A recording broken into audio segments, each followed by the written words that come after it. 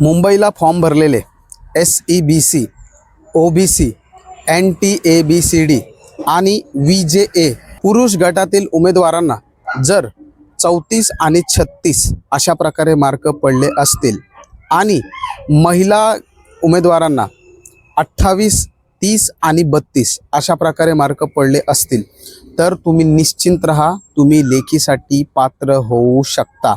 तुम्हाला आता अभ्यासावर फोकस करायचा आहे। बरेच लोक नेगेटिव्ह झालेले आहेत, मला खूप मेसेज येत आहेत। बघा, जर तुम्ही नेगेटिव्ह झाले आणि अभ्यास केला नाही तर तुम्हाला नंतर अभ्यासाला वेळ मिळणार नाही, कारण ग्राउंड प्रक्रिया ही मार्चला पूर्ण होऊन लगेचच आपली लेखी परीक्षा लागणार आहे आणि नंतर तुम्हाला रिव्हिजन आणि प्रॅक्टिससाठी वेळ मिळणार नाही। म्हणून आत्ताच तुम्ही अशा प्रकारे मार्क असतील तर बिनधास्त अभ्यासाला सुरुवात करा। तुम्ही 100% लेखीसाठी पात्र आहेत।